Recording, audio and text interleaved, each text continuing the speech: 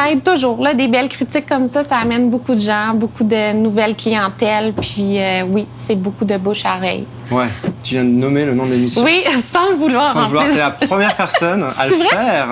Bravo. Merci. Cette semaine, je suis à l'Épicurieux à Val-David avec la chef Fanny Ducharme. Ouvert depuis juin 2016, le restaurant reçoit depuis quelques années les meilleures critiques gastronomiques des Laurentides. Un plat a particulièrement fait parler de lui, la tomate fumée.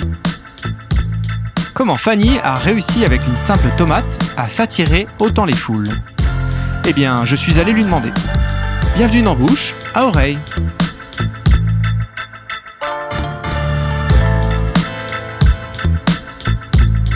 Peut-être un incontournable. Ouais, c'est vraiment du un restaurant? plat. Ouais, et ça fait 5 ans maintenant qu'on est ouvert. Ça fait déjà 3 ans qu'on le met sur le menu. Il revient, puis les gens soit trippent, soit ils aiment moins parce que c'est vraiment un mélange de saveurs. Ça éclate dans la bouche. Donc, c'est t'aimes ou t'aimes pas. Parfait. Alors, c'est quoi la première étape de ta recette? On va faire la tomate mondée fumée. Alors, on est limite sur la saison des tomates, là. Oui, on finit pas mal. Là, ouais, en ce on est moment. fin septembre, là. Nos producteurs nous ont choisi des belles tomates. Ouais. Tomates héritage, on en a de plein de couleurs. Il y en a des noires, des rouges, des vertes. Donc, on n'est pas sur de la tomate molle, là. On est de non. la tomate qui a de la tenue, là. Oui, exactement. Donc, mondé, c'est l'action de faire un petit X en dessous de la tomate. Tu fais bouillir un peu d'eau. Oui. Après ça, on va plonger la tomate dedans Ouais. pour ensuite enlever la pelure. D'accord. Tu te souviens quand t'as eu l'idée de cette recette? Bien, j'aime beaucoup les légumes, les fruits, puis je voulais mettre de l'avant un légume comme on fait une viande. Ouais. Donc, souvent, dans les plats, bien, il y a toujours des protéines. C'est toujours poitrine de poulet avec ou un gros steak avec les légumes toujours. Donc, je voulais mettre vraiment de l'avant le légume. C'est comme ça que je suis arrivée à ce plat-là. Et donc, du coup, tu cherchais aussi à avoir une texture dans la tomate qui ressemble à un steak. Bien, pas nécessairement un steak, mais tu sais, une viande fumée. C'est pour ça que je la fais fumer parce que je trouve que ça vient chercher un goût Ah ouais, qui d'accord. peut nous rappeler un peu une viande sur le barbecue. Ah, ok. Ouais. Donc, lui rajouter ce côté smoke meat. Ouais, exact. Ok, intéressant. Donc, mes tomates sont toutes mondées ici. Ouais. J'ai pris 3 couleurs. Je les ai mis dans l'eau bouillante. Ouais. Ensuite de ça, on les choque dans l'eau glacée. Ça marche. Donc, la pelure, elle va s'enlever comme un petit gant après. Et Ah déjà, ouais, en effet. la peau s'enlève. Ça fait la job. Donc, je les ai mis 15 secondes environ, peut-être 20. Pourquoi être parti sur la tomate plutôt qu'un autre légume? Moi, j'adore la tomate dans la vie. Ouais. C'est quoi tes souvenirs de tomates rattachés à l'enfance? Des sauces tomates. Ah ouais? Ouais. Des sauces maison avec ta famille? Ouais, avec mes grands-parents. On faisait aussi des conserves. Ah ouais, donc éduqué très jeune à la tomate fraîche. Même Et... une bonne tomate de jardin, le fraîche aussi, une sandwich aux tomates. Moi, ça m'excite. J'adore ça. Est-ce que ça racontait bien ce que tu voulais faire aussi avec ce restaurant, ce plat? Ben, c'est drôle parce qu'au début, le restaurant n'était pas ce qu'on est devenu. C'est-à-dire? C'était pas des petits plats à partager. On s'est comme assumé, si je peux dire, en tant que restaurateur, pour faire des petits plats comme on le voulait. Au début, on avait peur de brusquer les gens, puis les faire repousser, puis qu'ils viennent pas parce qu'ils ont peur. Parce que dans le Nord, c'est pas... Donc vous faisiez un menu plus classique, entrée, plat, dessert? On a fait des entrées, des plats, des desserts, Ouais. puis c'est pas ce qu'on voulait. Ah. Donc, quand on s'est dit, là, on fait ce qu'on veut, puis on s'écoute, c'est là que ça a parti, l'épicurieux. Et finalement, la réception était plutôt bonne, du coup. Oui, complètement. Et donc ce plat, il s'inscrit dans ce mouvement que vous avez essayé d'avoir? Ouais. Quand on a décidé de s'assumer, ben là, la tomate, elle a fait son coup, là. Ensuite, on va aller la déposer dans le barbecue. Direct? Oui, exactement. On va la faire fumer pendant quelques heures. Eh ben, gros barbecue, hein? Oui, un beau smoker. Donc, yep. Il y a quoi dans le barbecue pour que ça fume autant? C'est des petites pellets de bois de pommier, ici. Ça marche pour la tomate? Ça va s'imprégner? Oui, vraiment. Ok. Autant que la viande, donc. Ouais. Et ça va pas ramollir trop la tomate? Ben, c'est pour ça qu'on la monte pas trop longtemps. On fait vraiment juste la choquer pour enlever la pelure, mais elle va quand même cuire. Toi, avant l'Épicurieux, t'étais où? J'ai travaillé pendant presque 5 ans à la cabane à sucre au pied de cochon. Ah ouais! Qu'est-ce qu'on en ressort de cette expérience-là? quand on veut créer sa business après? Ben, c'est tellement une grande école, là. On Ouais. apprend beaucoup, en grosse quantité surtout, puis on voit des choses qu'on ne voit pas nécessairement dans tous les restaurants, là. Donc utiliser un barbecue, finalement, c'est classique, quoi, pour toi. Quand même. Ouais. Il y en avait un très, très gros au pied de cochon. Ouais, j'imagine. Hein. Puis c'était le quadruple de ça, là. Fait que faire des petites tomates dans un petit barbecue comme ça, c'est simple, là. L'étape suivante, on va faire la ricotta. Ouais. Donc, ricotta maison. Oh yeah! À chaque fois que tu fais la ricotta, il faut faire cet effort. Ouais.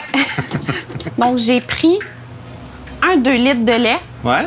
pour 500 ml de babeur. J'ai laissé toute la nuit OK. en haut. Donc, il est vraiment rendu comme presque du yogourt.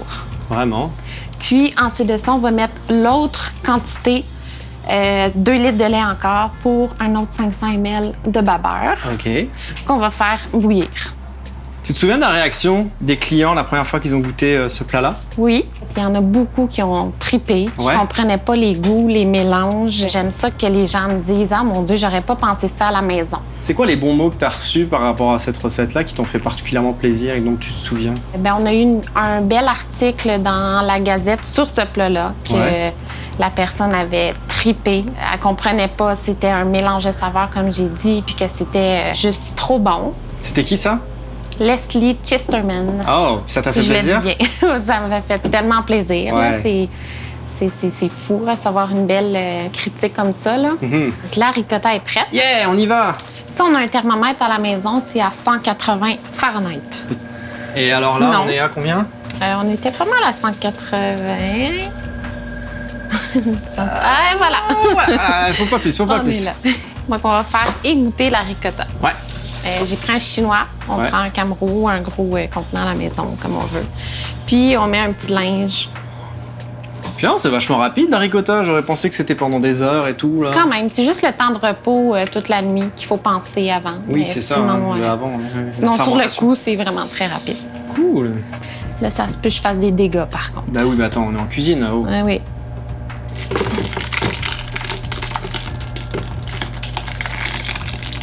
J'ai l'impression que t'as perdu ton petit filet.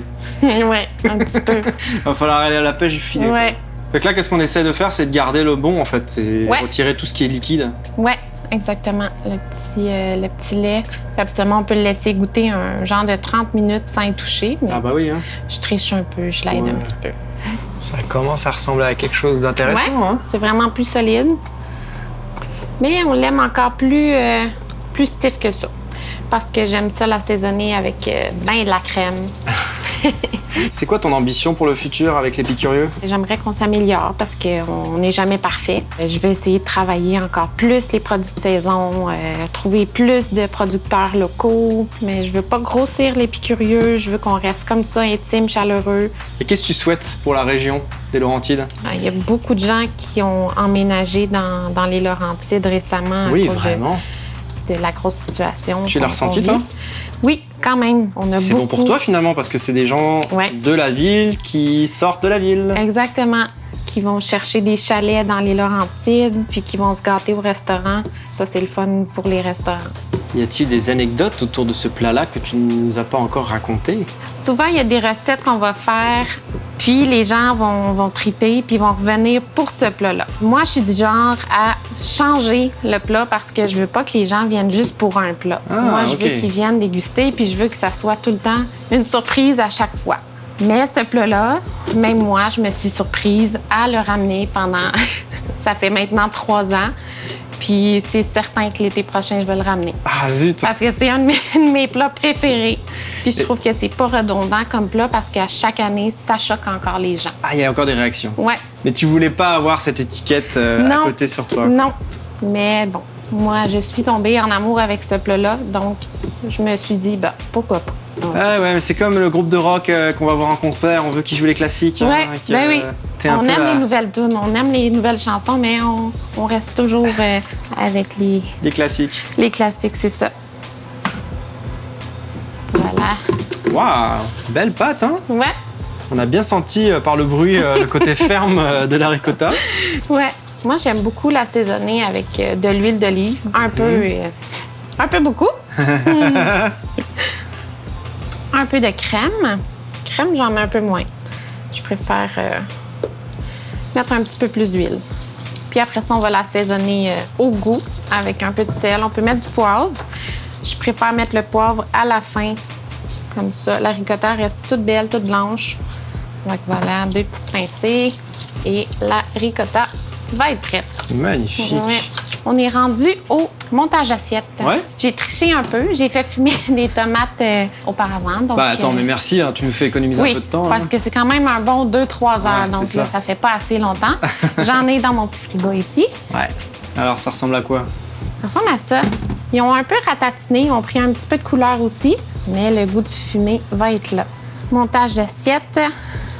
On met une belle grosse quantité de ricotta dans le fond de l'assiette. On va mettre une verte. C'est le moment de choisir sa tomate, choisir sa Ouais, couleur. c'est toujours difficile. Elles sont toutes belles. OK. Moi, j'aime bien garder le petit pédoncule ici parce que je trouve que ça fait joli. Oui, ça se mange pas. On l'enlève, mais je trouve ça joli. Je commence à mettre le miel sur la tomate. Un peu d'huile d'olive. Parce qu'il en manquait. Exactement. Disons que tu n'aurais pas des origines italiennes, toi? Je ne sais pas. Si oui, je suis pas au courant.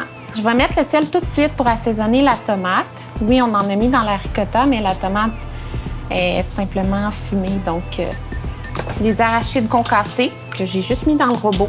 Pourquoi les arachides? Parce que c'est très complémentaire avec la tomate. Ah oui? Ouais. Je connais un chef à Montréal qui fait des sandwichs au beurre de pinot tomate. C'est vrai, ça? Ouais, Charles-Antoine Crête. Ah, ça m'étonne pas, on dirait. Il est pas tout seul à Ben, on penser n'est pas ça. habitué, on dirait, des fois à la maison, mais c'est tellement des goûts complémentaires. Ouais. C'est si bon. Tantôt, je suis allée cueillir un petit peu d'origan dans le jardin. Donc, on en met beaucoup. Ça ressemble à ça, ma tomate fumée. Magnifique! Ouais. Qui va avoir la chance de la déguster, cette tomate fumée? Aujourd'hui, on va avoir la chance de rencontrer Leslie Chesterman. Donc, c'est elle qui va venir goûter à ma tomate fumée. En personne! Oh, la belle tomate. Oui. De ce que je me souviens le plus, c'est le goût de fumée. Mais je pense que le mieux, ça serait que tu goûtes. C'est vraiment... Je veux dire ce que je me souviens du début, là, mais... Ouais. Alors, il se passe des choses. il y a tellement de choses qui se passent. La première chose, c'est qu'il y a un sucré dans la tomate. Oui. On oublie, c'est des fruits, des tomates. C'est légèrement fumé. Mais ça, c'est un plat vraiment de texture. On s'amuse en bouche avec ce plat, autant sur le palais que l'idée de jouer avec les textures. Alors, c'est un plat vraiment réussi qui a autant de saveurs qui marchent ensemble et de textures qui marchent ensemble. Je sais pas si Fanny a vraiment pensé à toutes ces textures quand elle fait... Alors, c'était ton idée aussi de... Oui, d'aller chercher en texture aussi. Oui, C'est vrai, on en a pas trop parlé tout à l'heure, mais Non. mine de rien. Oui, C'est un ces composant textures, important. pour moi, c'est le plus important. Je comprends pourquoi c'est toujours en demande l'été sur le menu, parce que c'est peut-être le plat signature maintenant de Fanny. Est-ce que tu as conscience, Leslie, quand tu écris un article, quand tu écrivais des articles de presse pour Gazette ou Devoir, Oui. que peut-être en nommant un plat, ça en devient un incontournable pour le restaurant, qui peut pas retirer ce plat du menu? Si c'est bon et on le décrit, les lecteurs vont lire et vont dire « Ah, j'ai envie de goûter ça. oui. Alors, s'ils vont venir après, ils vont le goûter, ils vont l'aimer, ils vont le recommander encore. Alors, il y a une partie, peut-être moi, que je vais naviguer les lecteurs vers quelques plats, mais c'est à eux de le commander, de le recommander. Ouais. Est-ce que c'est arrivé, Fanny, que quelqu'un arrive avec l'article en main de Leslie et qu'il dise « Moi, je veux manger ça, parce qu'elle a mangé à ça, puis ça avait l'air trop bon ». On m'en a souvent parlé. Ah oui, hein? Ah, j'ai vu ça dans l'article de Leslie. L'avez-vous encore sur le menu? Je veux vraiment le goûter. Puis, Mais le pire là-dedans, c'est que des fois, c'est en saison. Alors, si moi, j'ai mangé l'été et il y a des tomates, et quelqu'un revient l'hiver qui demande des tomates, ça va pas marcher. Et même moi, je retourne à des restaurants, je veux dire, est-ce que vous avez ce plat que j'ai goûté? Ça arrive assez souvent qu'on est déçu parce qu'on a toujours des attentes et on a toujours des souvenirs de ces plats. Et à la fin, mais ça, c'est mieux. Ça, c'est encore meilleur de ce que je me souvenais. Vraiment, honnêtement, je dis pas ça parce que Fanny est là à côté de moi. Mais, Bon, Fanny, il faut leur dire par contre que la saison est terminée, donc la Ouais. prochaine fois, c'est quand? C'est qu'on peut manger ça cette va être l'été prochain. C'est ça. Juste prévenir tout le monde pour pas créer des attentes. Hein. C'est beau, les Laurentides. C'est quoi ta place gastronomique préférée? À part les Picurieux, évidemment, mais dans la région. Dans un couple d'amis qui ont la belle histoire, c'est à Sainte-Marguerite-du-Lac-Masson. Eux autres aussi travaillent beaucoup les produits de saison, puis c'est magnifique comme place. Si on n'a pas de place ici, je vous le conseille. Le message est passé. Ouais.